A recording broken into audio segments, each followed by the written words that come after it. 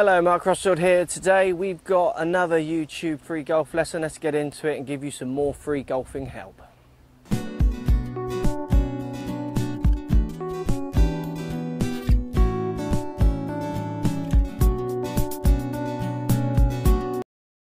Okay, thanks for sending in the video. First thing, get a lot of this. It's really common. Right hand grip, so fist based. So really ramming the right hand into the fist, and then when the club is in the fist of the right hand, it's so hard to get it in the right place. You start getting this really kind of aggressive grab of the club. Right hand holds much more of a kind of pinchy finger, like you would hold a pen or a pencil. You're trying to use that really fine movement and control in your fingers rather than how you'd hold maybe like a sledgehammer or a tennis racket where you're trying to really wallop it.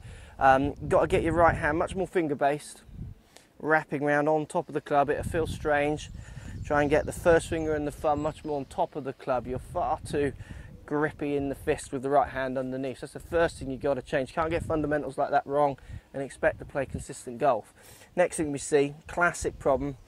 I'm just going to draw a line here on your hips. We see a big sway and a big tilt. So as we take you to the top of your backswing, what we see is your right hip is kicked across, your right knee is kicked out slightly, so right knee here is kicked out, which you shouldn't be doing. But also what we see is a large amount of what we call hip tilt. So your hips are really tilting on the backswing.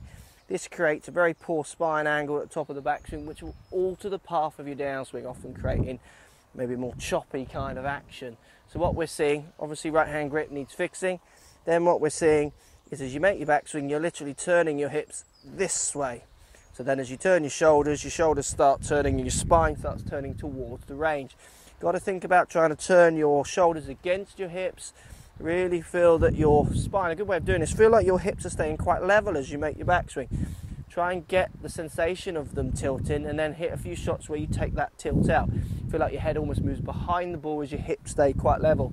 This creates much better coil, better downswing paths, much better strikes because of it. You're going to spring into the ball in the right order. You're going to be able to get your hips loading first into the ball, then your shoulders, then your hands.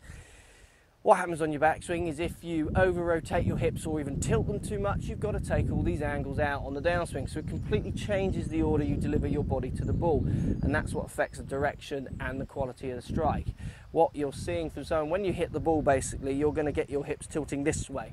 So kind of leaning up towards the range. So if you make a backswing where your hips violently tilt away from the range, you've got so much work on the downswing to do with your hips. So what we tend to see is a very aggressive, active legs kind of follow through as you try to fix these problems. There's a lot of good athletic movements in there. Grip, fundamental, got to get that fixed. You've got to think about the way you're turning. You've got to really start trying to get your spine angle to get this feeling that it's turning behind the ball. Get rid of this hip tilt turning towards the range.